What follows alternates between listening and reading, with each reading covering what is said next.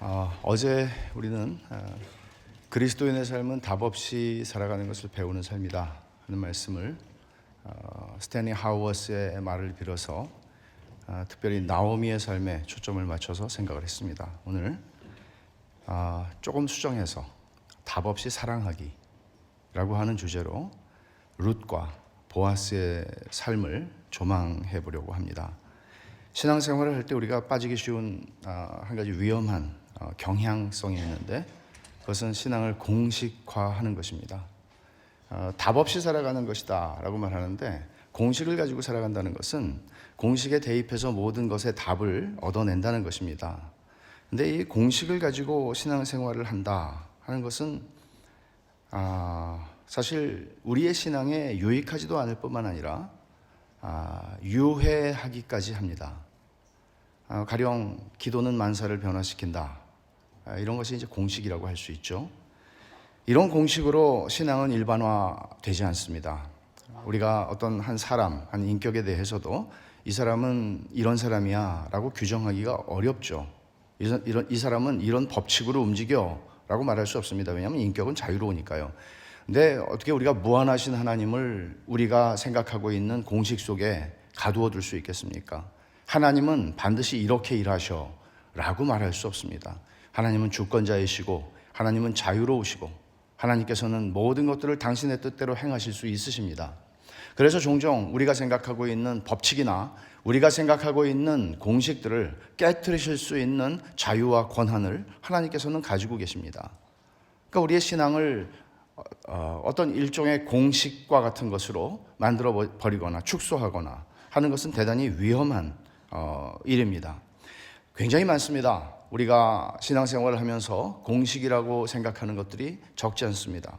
가령 성공은 하나님의 축복의 결과다. 반대로 이런 것도 있겠죠. 세상적으로 또는 사회적으로 실패하는 것은 하나님이 그 사람을 치신 증거다. 얼마든지 이런 공식들이 가능합니다. 그러나 이런 공식으로 우리의 삶이, 그리스도인의 삶이 그렇게 1차원적으로 설명이 가능하겠습니까? 그렇지 않습니다. 우리는 또 큰 것은 성공한 것이다 라든지 이런 개념들이, 공식들이 가능한데, 실제로 요한계시록의 마지막에 보면 세상을 상징하는 바벨론은 큰 성 바벨론이라고 표현하는 반면, 하나님께서 신부가 남편을 위하여 단장한 것 같은 교회의 모습을 뭐라고 표현하시는가 하면 거룩한 성 예루살렘이라고 말합니다. 이 세상은 큰 것을 추구합니다. 그러나 하나님의 백성은 거룩한 것을 추구합니다. 이건 굉장히 대별되는 개념입니다. 가치입니다. 말하자면 우리는 큰 성 바벨론이 우리가 말하는 바, 우리가 생각하는 바, 일반적으로 우리가 공식화하는 큰 것은 성공한 것이고 하나님의 축복이다 라고 하는 것을 믿는다면 큰 성 바벨론이 성공한 것이죠. 그러나 그런 공식 속에 하나님의 일을 가둘 수는 없습니다. 뿐만 아니라 복과 관련된 공식들도 적지가 않습니다. 11조 하면 복 받는다라든지 주일 성수하면 복 받는다, 또는 그렇게 하지 않으면 하나님의 치심을 받는다 하는 것들입니다. 심지어 이 세상의 격언을 가지고 우리는 하나님은 스스로 돕는 자를 돕는다, 하늘을 하나님으로 둔갑시켜서 그런 공식들을 만들어내기도 합니다. 이런 공식들이 많이 나와서 사람들에게 먹히는 이유가 뭘까요?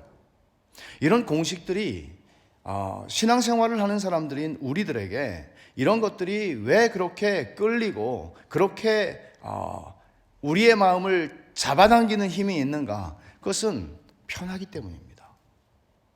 이런 공식들을 가지고 있으면 신앙생활이 편하고 생각을 많이 안 해도 됩니다. 그냥 공식만 대입하면 되죠. 구구단을 외우고 아이들이 인수분해 공식을 외우는 이유가 뭡니까? 그 공식을 알지 못하면 얼마나 오랫도록 계산을 해야 합니까? 그 공식을 알면 척척 대입을 하면 되죠. X, Y에 대입하면 됩니다. 그러면 답이 나옵니다. 그러나 그 공식으로 모든 것을 풀 수 있는 것은 물론 아닙니다. 말하자면 신앙의 영역에서 이런 공식으로 신앙생활을 하겠다든지 신앙을 공식으로 축소시켜버리게 된다면 우리는 신앙의 신비 속으로 들어갈 수가 없습니다. 신앙은 신비한 영역이 있는 것입니다. 삶의 하나님께서 우리 그리스도인들의 삶을 인도해 가시는 삶의 신비 속으로 우리는 들어가지 못합니다. 공식을 억지로 대입하는 버릇이 우리의 신앙생활에 생기게 되면 그것은 반신앙적인 태도가 되거나 또는 우리의 신앙 자체를 무너뜨리는 결과를 가져오기도 하는 것이죠. 기도가 만사를 변화시키니 기도를 많이 하자. 뭐가 나쁩니까? 이 공식이야말로 우리를 기도 많이 하게 하니까 좋은 것 아닙니까? 그러나 이런 공식의 문제는 예를 들어 이런 것이죠. 어떤 어려움을 겪는 형제가 있을 때 너 기도 안 해서 그래. 만사를 우리는 이 공식으로 대입하는 것이죠. 너 기도 안 해서 문제가 안 풀리는 거야. 여러분, 이것은 우리 자신의 신앙에도 유익하지 않고 또 다른 사람들을 판단함으로써 상처를 주기도 십상입니다. 이런 식의 공식으로 보자면 나오미와 룻의 인생은 그야말로 실패한 인생이고 저주받은 인생이고 패자의 삶을 살아가는 것입니다. 1장 20절과 21절을 우리가 어저께 살펴봤는데 그 말씀을 다시 한번 볼까요? 나오미가 베들레헴에 돌아와서 이런 말을 고향 사람들에게 합니다. 나오미가 그들에게 이르되 나를 나오미라 부르지 말고 나를 마라라 부르라. 이는 전능자가 나를 심히 괴롭게 하셨음이니라. 내가 풍족하게 나갔더니 여호와께서 내게 비어 돌아오게 하셨느니라. 여호와께서 나를 징벌하셨고 전능자가 나를 괴롭게 하셨거늘 너희가 어찌 나를 나오미라 부르느냐. 나는 유쾌한 인생을 살지 못했습니다. 나는 마라 같은 인생, 비통한 인생을 살았고 나는 가지고 나갔지만 비어서 거지가 돼서 돌아왔습니다. 저주받은 인생입니다. 실패한 인생입니다. 우리가 보통 생각하는 공식을 나오미의 인생에 대입하면, 그 공식으로 생각하면 나오미의 인생은 그런 인생입니다. 그러나 정말 그런 것인가? 어쩌면 이것은 하나님의 축복이 아닐까? 하나님께서 나오미의 인생에 주시는 은혜가 아닐까? 여러분이 그리스도인으로 사는 것은 답 없이 사는 것을 배우는 것이라는 이 명제에 동의를 하신다면 그리스도인의 삶은 공식의 메인 삶이 될 수 없습니다. 왜냐하면 공식은 언제나 답을 만들어내는, 쉽게 만들어내는 방식이거든요. 한 실제적인 예를 들어보겠습니다. 평생의 삶을 하나님을 잘 섬기며 산 여인이 있습니다. 우리들 중에 한 사람일 수도 있겠죠. 정말 잘 섬겼고 헌신적으로 희생적으로 교회를 섬겼습니다. 그녀의 남편은 너무 신앙이 좋은 사람이었고 정말로 속 썩이지 않는 남편이었고 경제적으로도 책임을 잘 감당하는 남편이었습니다. 자식들이 공부도 잘했습니다. 결혼도 다 잘했습니다. 그런데 이 여인의 노년에 가정사에 정말 감당하기 힘든 일들이 자녀들의 삶 속에 일어나기 시작했습니다. 하나도 아니고 둘도 아니고 여러 건들이 일어나기 시작했습니다.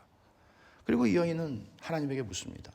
하나님, 저한테 왜 이러십니까? 제가 평생에 하나님을 이렇게 잘 섬겼고 지금까지는 제 인생에 정말 하나님께서 제가 생각하고 제가 바라고 제가 기대하는 대로 제 인생을 인도해 주셨건만 하나님 노년에 하나님 저를 왜 이렇게 비참하게 하십니까?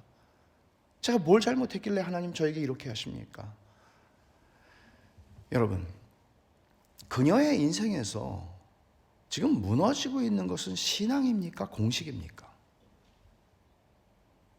한번 여러분 스스로, 이것은 어떤 한 여인의 이야기일 수도 있지만 우리들 모두의 이야기, 우리가 인생을 살아가면서 한 번쯤은, 아니 그 이상 맞닥뜨리게 되는 그런 것이 아닙니까? 그러면 여러분, 하나님께서 그녀의 이제까지의 헌신과 이제까지의 희생과 봉사와 섬김과 그 모든 것들을 하나님께서 무의로 돌리시는 것이며 그것들은 모두 헛된 것이라고 얘기하시고 그 속에 너의 불순한 것들이 섞여 있었기 때문에 내가 너를 치노라 하는 것이겠습니까? 아니면 혹시 우리가 이해하고 생각하고 보통 가지고 있는 공식을 그녀의 삶에 대입하는 것보다는 어쩌면 그것은 하나님께서 그녀를 축복하시기 위한 특별한 찾아오심은 아닐까요? 욥이 내가 이전에는 귀로만 들어서 알았는데 이제는 눈으로 봅니다. 이런 고백을, 말하자면 공식 속에서 공식이 한 번도 어그러짐이 없이 맞아떨어졌던 인생을 살아왔던 이 여인의 삶 속에 이제 하나님께서는 공식으로 풀 수 없는 인생의 신비, 신앙의 신비, 하나님의 신비 속으로 그녀를 데리고 가시고자 하는 하나님의 축복의 도구로 하나님께서 그 일들을 허락하시는 것은 아닐까 하는 것입니다. 모든 사람의 인생에는, 신앙을 가지고 있는 모든 사람의 인생에는 자기의 삶과 신앙을 설명하는 공식들이 어지간히 있습니다. 그리고 하나님께서는 이것들을 깨뜨리십니다. 어쩌면 욥도, 하나님께서 신앙을 훌륭하다고 칭찬했던 욥도 어쩌면 그는 축복과 저주의 공식을 가지고 있었던 것 같습니다.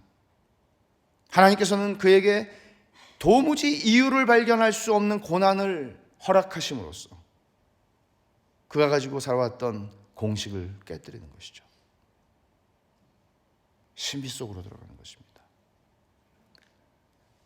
우리 모든 사람의 삶 속에 하나님께서는 내가 가진 공식, 그 공식이 내가 가지고 있었는지 의식조차 하지 못하는 공식이 있었을지라도 그 공식을 깨뜨리는 자리로 당신의 사랑하는 자녀들을 인도해 가십니다. 왜냐하면 그 공식으로 하나님을 섬길 수 없기 때문입니다. 그것은 대개 일반적으로 내 공식이 먹히지 않는 상황을 만나는 것입니다. 이제까지는 잘 됐습니다. 50평생 살면서 지금까지는 잘 됐습니다. 이 공식으로 다 됐습니다. 근데 안 돼요. 당황하죠. 곤혹스럽죠. 내 신앙이 무너지는 것 같이 느껴지죠. 욥이 그것을 경험했습니다. 나오미도 물론 경험했을 것입니다. 룻도 그랬을 것입니다. 우리 모두의 인생이 그렇습니다. 공식으로 설명될 수 없는 인생의 사건, 그것을 우리는 일반적으로 고난이라고 말합니다. 그런 고난이 올 때 우리들은 당혹스러워하고 질문을 던지기 시작하는 것이고, 그리고 욥의 세 친구들도 마찬가지죠. 그들이 가지고 있는 각각의 공식이 있는데 그 공식들을 욥의 인생의 고난에 적용하려니 답이 나오질 않습니다. 결국 하나님은 더 깊은 은혜의 자리로, 은혜의 신비 속으로 그를 데리고 가시는 것이죠. 그러니까 자기 신앙을 떠받치고 있는 자기 열심에 대해서 회의가 생기기 시작하는 것이죠. 내 신앙을 떠받치고 있는 내 헌신적 삶, 봉사의 삶, 내 열심, 하나님을 향한 나의 사랑, 그것에 회의가 들기 시작하는 거예요. 이게 뭐야? 지금까지 내가 하나님을 이렇게 섬겼는데 하나님 어떻게 나한테 이러실 수 있어? 회의가 생기는 거예요. 그럴 때 비로소 사람은 내 신앙을 떠받치고 있는 건 내 열심이 아니구나, 그건 복음이구나, 하나님의 은혜구나, 하나님이 그리스도 예수 안에서 나를 위하여 행하신 일, 거기에 내 신앙의 근거가 있는 거구나, 나의 열심이 아니라 하나님의 열심이었구나, 나의 의지가 아니고 하나님의 의지였구나, 이걸 배우기 시작하는 거예요. 언제? 내 공식이 무너지기 시작할 때. 말하자면 내가 지금까지 가지고 있던 공식이 무너지는 건지, 아니면 내가 가지고 있던 신앙이 무너지는 건지, 우리는 사실 그런 상황 속에 들어가면 이런 분간을 할 수가 없어요. 그렇지만 결국은 하나님께서는 우리의 신앙을 떠받치고 있었던 공식과 같은 것들을 무너지게 함으로써 진정한 하나님이 내 신앙의 근거고 하나님이 내 신앙의 모든 것이라는, 내 신앙을 떠받치고 있는 건 내 열심 따위가 아니라 하나님 자신이었다는 것을 보게 하시는 것이에요. 은혜죠. 그래서 은혜죠. 고난이. 하나님께서 당신의 사랑하는 자녀들이 단순히 자기들이 가지고 있는 몇 가지 공식을 가지고 행복하게 신앙생활을 하는 수준에서 살아가기를 원치 않으실 것입니다. 당연합니다. 우리가 자녀들을 기를 때도 마찬가지죠. 아이들이 구구단을 외워가지고 구구단으로 모든 인생을 해결할 수 있느냐? 인수분해 공식을 외워서 모든 수학 문제를 풀 수 있느냐? 그들은 그것으로 해결할 수 없는 어려운 문제를 만날 것입니다. 하나님께서는 우리 삶에 그런 방식으로 고난으로 찾아오셔서 우리의 공식을 깨뜨리십니다. 그리고 더 높은 자리로, 더 깊은 자리로 우리를 데리고 가십니다. 답을 원하고 공식이라도 가지고 있어야 안전하다고 느낍니다, 우리는. 왜냐하면 답 없이 사는 것은 매력적이지 않거든요. 예를 들어서 어떤 어려움을 당한 사람이 나에게 찾아올 때 공식을, 뭔가 기가 막힌 공식을, 나만 아는 공식을 주고 싶어 합니다. 멋지거든요. 나는 공식을 한 100가지는 가지고 있어. 멋지거든요. 그러나 이런 것들은 하나님을 알게 하지 않습니다. 방해거리가 됩니다. 답 없이 사는 것은 패자의 삶처럼 여겨지기 때문에 그리 매력적이지 않습니다. 아니, 지금까지 60평생을 살면서 답도 없어? 아니, 공식 하나 없어? 신앙생활 지금까지 50년 해왔다며 공식 하나 없어? 모든 사람에게 통할 수 있는 보편적 공식이 하나 둘쯤은 있어야 되는 거 아니야? 근데 할 게 없어요. 공식이 없어요. 제가 스탠리 하워스가 그리스도인이 답 없이 사는 것을 배우는 삶이 그리스도인의 삶이다라고 얘기한 것을 제 말로 바꿔서 여러분들에게 설명을 드리고 싶은데, 잘 들어보세요. 고난이 찾아올 때, 고난이라고 하는 것은 공식으로 풀 수 없는 문제죠. 고난이 찾아올 때 고난을 피하거나 면하려고 애쓰는 삶이 아니라 그 고난을 끌어안고 고난과 함께 잘 사는 법을 배우는 것이다. 이게 저의 표현입니다. 다시 한번 하죠. 고난이 찾아올 때 고난을 피하거나 면하려고 애쓰는, 안간힘을 쓰는 삶이 아니라 그 고난을 끌어안고 고난과 함께 잘 사는 법을 배우는 것입니다. 우리는 삶에 고난이 있을 때 고난을 피하려는 싸움을 주로 합니다. 기도해도 그렇죠. 하나님, 이 고난이 좀 지나가게 해주세요. 하나님, 나를 이 고난에서 좀 면해주세요. 하나님, 어떻게 해서든지 이 고난이 빨리 끝나게 해주십시오. 언제까지입니까? 우린 이렇게 기도합니다. 이것이 우리의 연약함이기도 합니다. 하지만 엄밀히 말해서 우리에게 찾아오는 고난은 하나님의 허락 없이, 하나님의 주권적인 간섭하심 없이 찾아오는 고난은 하나도 없습니다. 그리고 우리에게 찾아오는 고난은 예외 없이 하나님의 선하신 목적을 가지고 허락되고 주어지는 고난들입니다. 하나님이 기뻐하시지 않는 고난이 하나님의 자녀들에게 주어지는 것은 불가능합니다. 이것을 알고 있었던 시편 기자는 시편 119편 68절에서 이렇게 고백합니다. 주는 선하사 선을 행하시오니. 하나님은 선하신 분이기 때문에 내 인생에 허락하시는 모든 일 속에서 하나님은 선하십니다. 선을 행하시고 계시는 것입니다. 지금 내가 공식으로 풀 수 없는, 정말 나를 당혹스럽게 하고 고통스럽게 하는 문제 앞에 내가 지금 살아가고 있고, 그 문제 속에서 살아가고 있고 허우적거리고 있는 게 사실이지만 하나님은 내게 선을 행하시고 계십니다 라고 고백하는 거예요. 이 고백 이전에 67절에 하는 고백이 굉장히 중요하죠. 고난당하기 전에는 내가 그릇 행하였더니 이제는 주의 말씀을 지키나이다. 말하자면 그는 자기가 고난당한 것을 의식하고 말하는 거예요. 하나님, 내가 당한 고난이 결국은 하나님의 선하심이었고요, 하나님의 은혜였습니다. 이렇게 고백을 하는 거예요. 그 고난이 뭐예요? 공식으로 풀 수 없었던 문제죠. 시편 기자는 그 고난이 선하신 하나님께서 당신의 선하심을 나타내는 방식으로 그는 그것을 이해하고 있는 것입니다. 그러니까 우리가 일반적으로 생각하는 바, 고난이 없는 인생이 어디 있습니까? 눈에 띄는 고난이 있고 눈에 안 띄는 고난이 있을 뿐이지. 근데 우리는 고난이 있는 인생은 뭔가 문제가 있는 인생이라고 생각한다고요. 어저께 제가 그랬죠? 그렇게 산다고 해서 그게 문제가 있는 거 아니라고. 여러분, 사람을 2번 죽이는 거예요. 내가 너무 힘들어요. 경제적으로나 뭐 여러 가지 문제들이 덮쳐 너무 힘들어요. 근데 거기다가 너 영적으로 문제 있는 거야 라고 얘기하는 거예요. 이거 사람을 2번 죽이는 거예요. 이런 공식들이 얼마나 우리를 해롭게, 우리를 낙심하게 하는지 몰라요. 그렇지 않아요. 이런 공식들이 신앙의 신비를 이해할 수가 없는 거예요. 이런 공식으로는. 우리가 좀 더 나가야 되죠. 고난 앞에서 절망하고 체념하고 사는 게 아니라 고난을 떠안고 고난의 의미를 추구하면서 고난과 함께 잘 사는 것이 무엇인가, 잘 사는 걸 배우는 것이라면 그게 뭔가? 그건 인생 포기하는 게 아니에요. 캐스라 세라.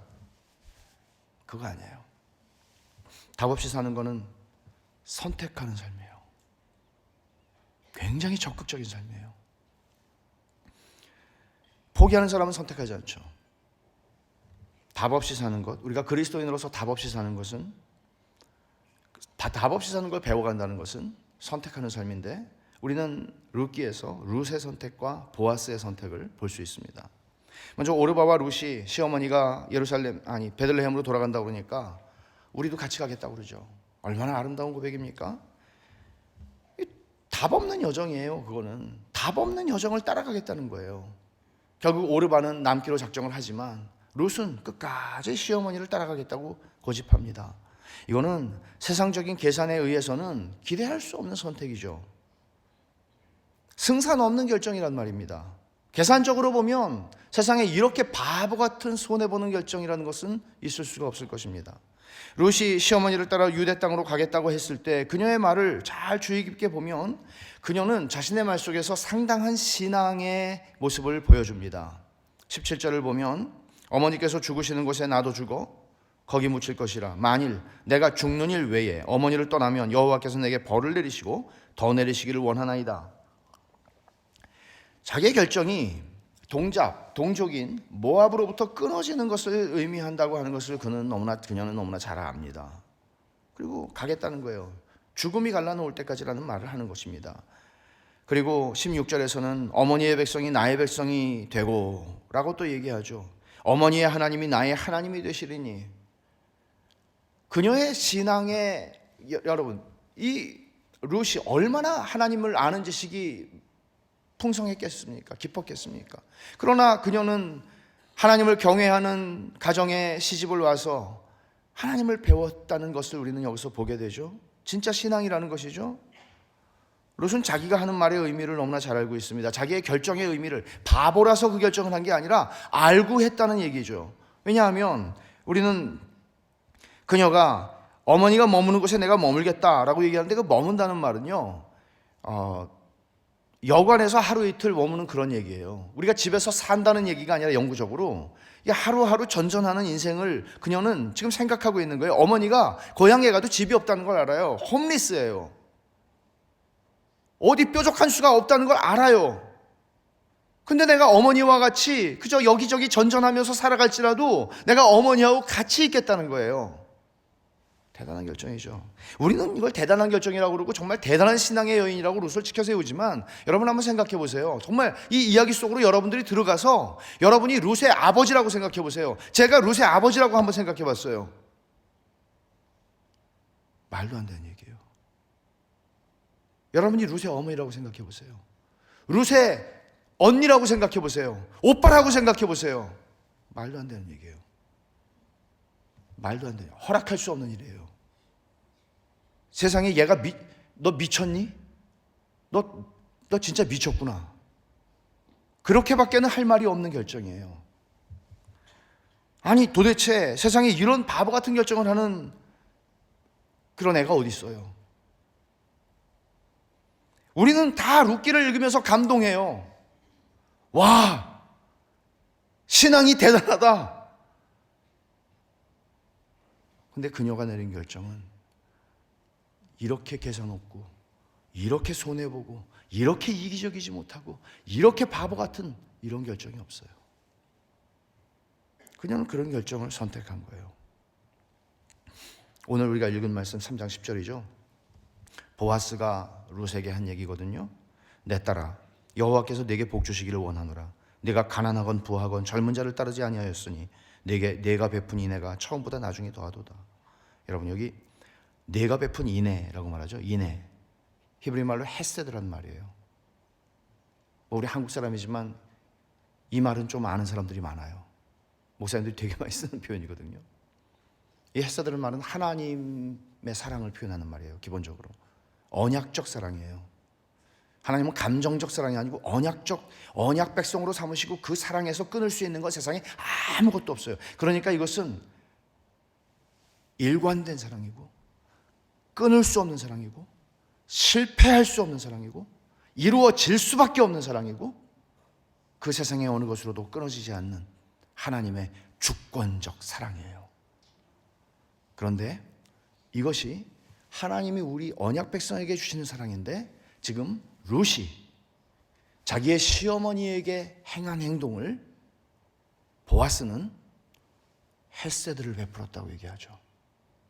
사람이 사람에게 베푼 것입니다. 그러니까 사람에게 이것이, 이 헤세드라는 단어가 사용될 때 이것은 대단한 것이죠. 그런 사랑으로 어머니를 네가 사랑하기로 선택했구나, 결정했구나 라고 얘기하는 것입니다. 그런데 여기 잘 보면 가난하건 부하건 젊은 자를 따르지 아니하였으니 내가 베푼 이내가 처음보다 나중에 더하다. 처음에 베푼 이내라는 것은 시어머니 나오미를 따라서 가겠다고 시어머니를 사랑하기로 결정하는 것이죠. 그런데 두 번째 나중에 더하도다. 아마 룻이 상당한 매력을 지닌 여인이었는지 모르겠습니다. 그리고 룻이 예루살렘에 돌아와서도 상당히 많은 남자들이 접근했는지 모르겠습니다.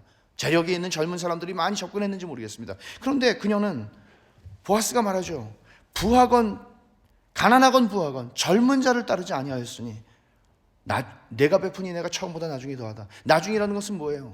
결국에는 이 맥락은 룻이 보아스에게 당신이 우리의 기업을 물을 자가 되어 주십시오. 이 얘기는 내가 당신과 결혼할 수 있게 해주십시오. 청혼하는 것이나 마찬가지란 말이죠. 이 면에서 보아스는 나이가 상당히 든 사람이었을 것입니다. 여러분, 그녀는 한번 시어머니에게 헤세드를 베풀기로 작정을 하고 시어머니를 사랑하기로 작정하고 선택하고 베들레헴으로 와서 딴짓을 하지 않았습니다. 자기가 시어머니에게 약속한 대로 그녀는 그 인애를 계속해서 감당하고 베풀며 살아왔던 것입니다. 이런 룻이 하게 되었던, 선택했던 그 바보 같은 결정, 그것이 헤세드예요. 아무 답이 없는 상황에서 내린 결정, 자기에게 아무 도움이 되지 않고 어떤 도움이 될 가능성이 전무한 시어머니를 사랑하기로 한 결정. 룻은 자기가 처해 있는 고통스러운 삶의 현실, 자기 삶도 답이 없잖아요. 자기도 기가 막힌 인생이잖아요.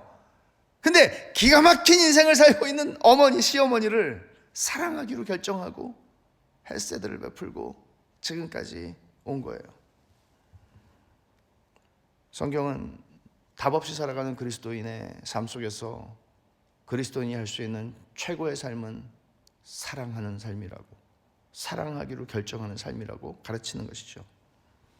룻이 모든 것의 결말, 해피엔딩을 알았기 때문에, 자기가 메시아의 족보에 들어갈 것이라는 사실을 알았기 때문에 결정한 것 아니라는 것이죠. 자신의 답 없는 오늘이라는 현실 속에서 그녀는 답 없는 시어머니를 사랑하기로 결정한 겁니다. 손해가 보장된 선택. 그렇지만 오늘 현실을 살아가면서 가장 지혜로운 선택을 했습니다.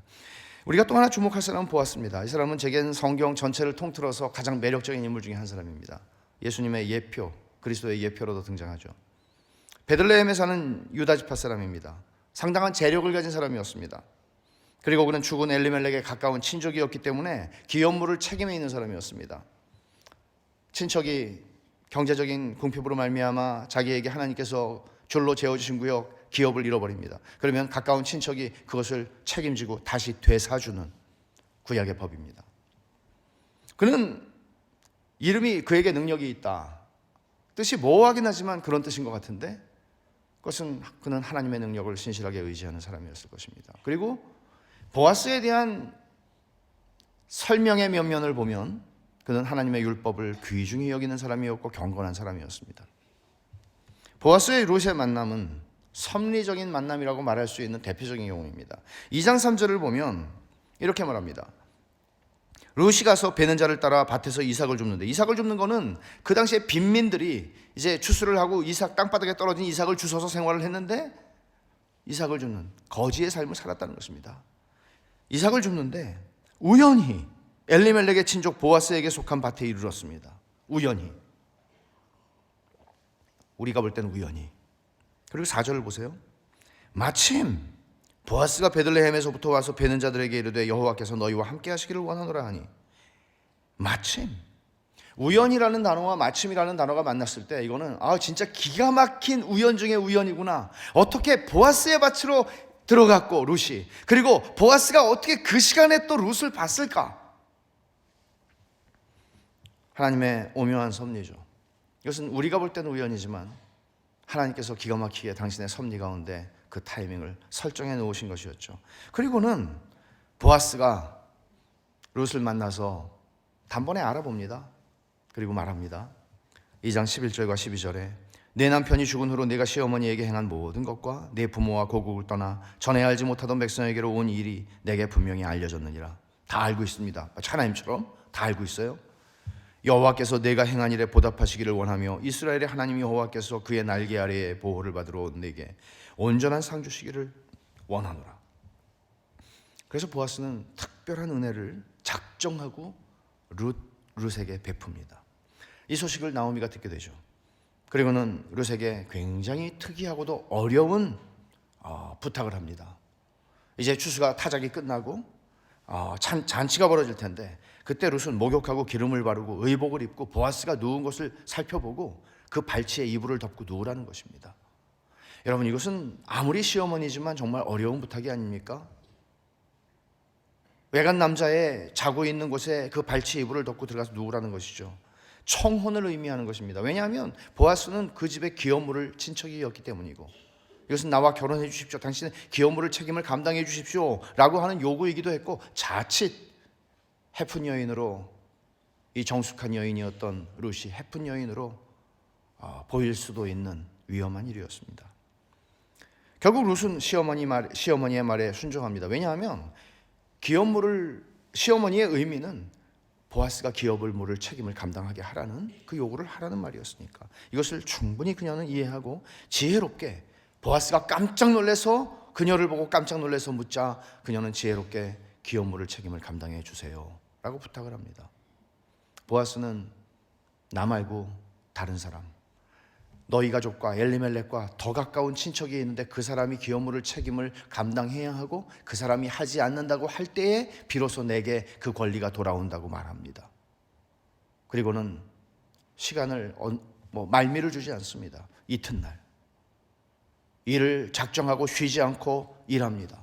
그리고는 이튿날 보아스는 성문에 나가 앉았다가 기업 물을 책임을 진 그 친척을 만나서 장로 10여 명 앞에서 그에게 책임을 감당할 것을 요구하고, 그러자 그 이름을 알 수 없는 그 친척은 골똘히 생각합니다. 계산합니다. 그리고 내가 이 기업 물는 책임을 감당하게 되면 내 재산에 손해가 날 것을 생각한 그 사람은 정말 지혜롭게도, 세상적으로 보면 지혜롭게도 나는 이 책임을 감당하지 않겠다고 말합니다.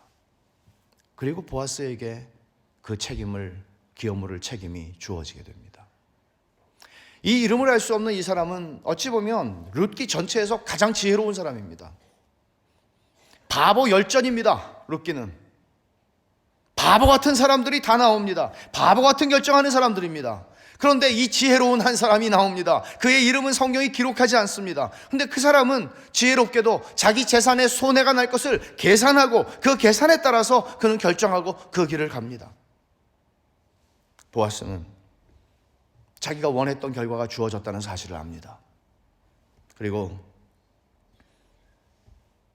엘리멜렉의 집안의 기업을 물을 책임을 감당합니다.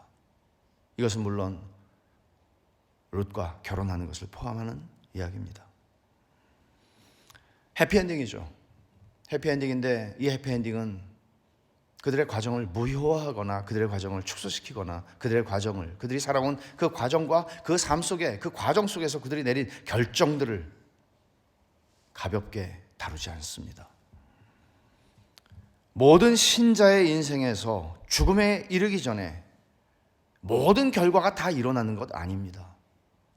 때로는 우리는 눈 감기 전에 아무것도 보지 못하고 죽을 수 있고 하나님께서 우리를 그렇게 데려가실 수 있으나 하나님께서는 그 모든 것들을 정한 자리로 놓으실 것이고 우리의 모든 수고와 결정과 판단을 칭찬하실 것입니다.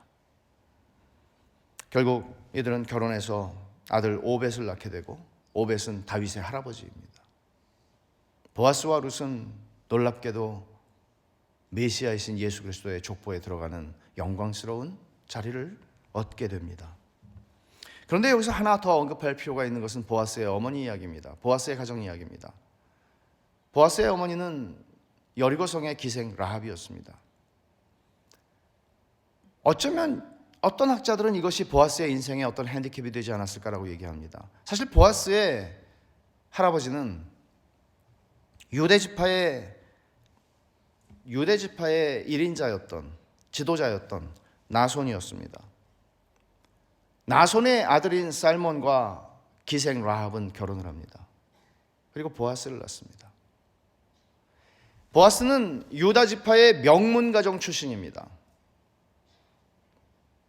그런데 어머니가 여리고성의 기생 라합입니다.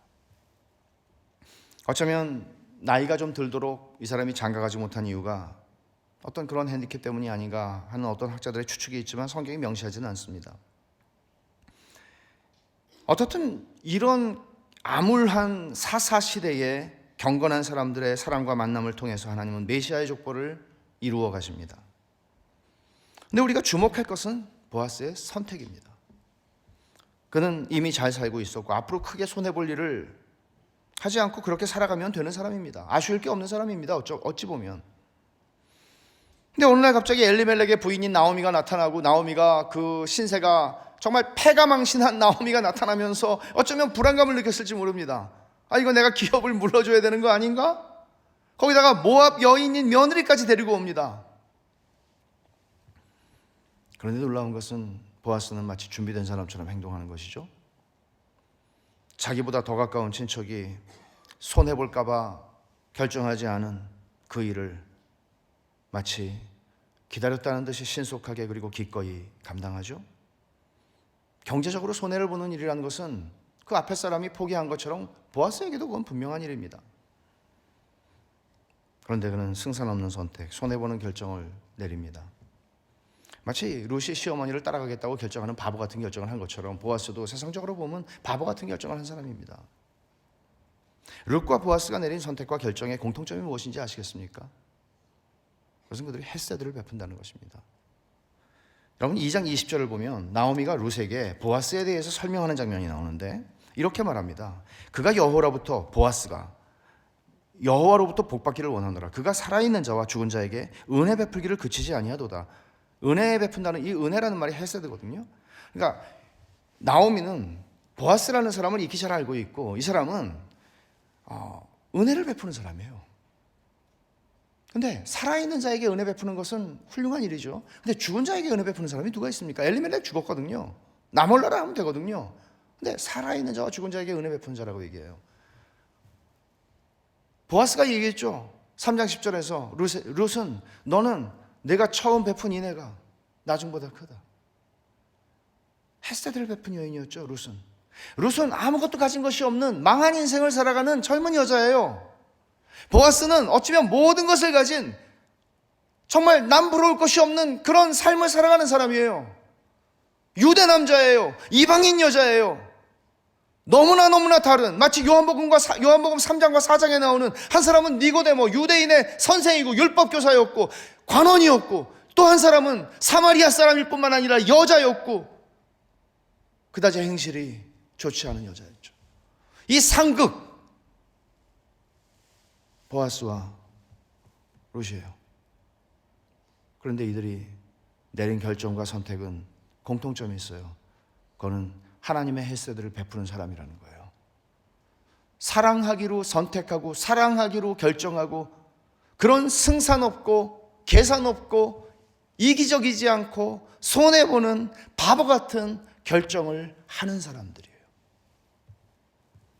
본문은 거기에 초점을 맞추고 있습니다. 여러분 답 없이 산다는 게 뭡니까? A.W. 토저는 이렇게 말합니다. 믿음은 당신이 도달하는 결론이 아닙니다.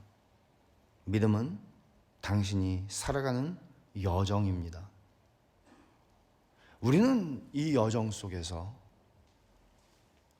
어쩌면 룻과 같은 인생을 그 배역을 맡을 수도 있고 어쩌면 우리는 보아스 같은 배역을 맡길지도 모르겠습니다. 하나님께서 다양합니다. 그 속에서 우리가 공통적으로 감당해야 하는 몫이 무엇인지 아십니까? 답 없는 삶을 살아가는 우리의 인생 속에서 우리가 선택할 수 있는 것은 무엇인가 하면 그 무명의 기업물을 책임을 감당하지 않겠다고 하고 지혜롭게 판단하고 돌아선 그 사람이 아니라 사실은 보아스와 룻이 우리에게 보여주는 바 헤세드를 베푸는 자로 사는 것입니다. 여러분, 그는 인애를 베푸는 자라고 하는 표현은 그리스도인을 향한 최고의 찬사가 아닐까요?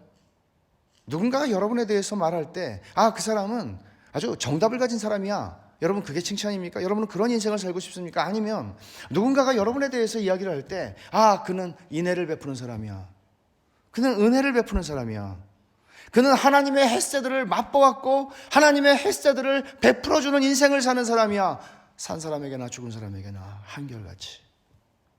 이보다 더한 찬사가 있을까요? 우리가 인생을 살면서 그리스도를 닮아간다는 것은 어떤 의미입니까? 하나님의 은혜를 받고 하나님의 선하심을 맛보아 알고 그 하나님의 선하심을 베푸는 자로 사는 것 아닙니까? 하나님의 은혜로우심과 같이 우리가 은혜로운 존재가 되는 것 아닙니까? 여러분은 인색하고 까다롭고 그런 사람으로 나이 들어가시겠습니까? 아니면 은혜로운 존재로 나이 들어가기를 원하십니까? 하나님의 헤세드, 그 언약의 사랑을 끊을 수 있는 것은 아무것도 없습니다. 로마서 8장의 말미에서 바울 사도가 표현한 바 그대로입니다. 어떤 고난의 심연 속에서 답 없는 삶의 자리에서 우리가 살아간다 할지라도 그렇습니다. 하나님의 언약의 사랑을 끊어내지 못합니다. 하나님의 헤세드를 그 속에서 우리는 답 없는 삶 속에서도 베풀고 살아갈 수 있는, 돈이 있어서 여유가 있어서 뭔가를 가진 게 있어서 베푸는 게 아니고 룻도 베풀 수 있고 보아스도 베풀 수 있습니다. 그 조건은 뭔가 하면 내가 하나님의 헤세드를 받은 사람이라는 거죠. 그걸 아는 사람이라는 거죠. 하나님의 은혜를 받고 살아가는 사람이기 때문에 그 은혜를 베풀 수 있다는 거죠. 여러분이 보아스든지 룻이든지 상관없습니다. 우리는 하나님 안에서 하나님의 헤세드를 흘려보내면서 살아가는 존재로 부름을 받는 것입니다. 답 없이 산다는 것은 우리 삶의 현실 속에 주어지는 고통을 안고 살아가되 내 옆에서 나와 함께 쓰라린 삶의 현실이라는 마라의 삶을 살아가는 이 과정을 지나는 형제와 자매들에게 헤세드를 베푸는 자로 살아가는 것입니다. 그리스도인은 인생이라는 시간을 통해서 우리 자신에게 독특하게 주어진 고난이라는 환경과 사건 속에서 이것을 배워가는 것입니다. 헤세드 베푸는 걸 배워가는 사람입니다. 때로는 어리석을 정도로 승산 없는 사랑을 베풉니다. 그리고 인생의 마지막 순간을 지나 주 앞에 서게 될 때 평생에 가지고 살아가던 그 많은 질문들에 대한 답을 얻겠죠. 하나님 자신이 내가 찾던 답이었구나. 우리가 복음 안에서 하나가 된다는 것은 이런 것입니다. 우리는 답 없이 살아가는 삶을 공유하고 살아가는 사람들입니다. 그리고 또 하나가 있죠. 그것은 답 없이 살아가지만 사랑하기로 선택하고 언제나 사랑하는 결정을 내리는 사람들입니다. 헤세드를 베푸는 사람들입니다. 이것이 하나님께서 우리를 신자와 성도로 부르신 부르심이고, 그런 사람들이 교회가 되어 그 삶을 풍성하게 나누는 것입니다. 그때 우리 안에서 하나님의 사랑과 선하심은 흘러넘치게 될 것이고, 세상을 향해서 하나님께서 우리의 사랑을 통해 그 일을 이루어 가실 것입니다. 영광스러운 부르심이죠. 이게 교회로의 부르심입니다. 그렇게 사랑하라고 하나님께서 우리를 교회를 선물로 주신 것입니다. 지상에 사는 동안 우리가 경험할 수 있는 가장 안전한 곳, 교회입니다. 이 하나됨을 깊이 가슴 뜨겁게 누리고 살아가는 답 없는 인생, 그리고 답 없지만 사랑하는 인생 되시기를 바랍니다. 기도하겠습니다. 하나님 아버지, 감사합니다. 하나님이 무한히 큰 헤세드를 저희들에게 베풀어 주셨는데, 저희들이 답 없는 인생 속에서 하나님의 헤세드를 베푸는 복된 인생들을 살아가게 하여 주시옵소서. 예수님 이름으로 기도하옵나이다. 아멘.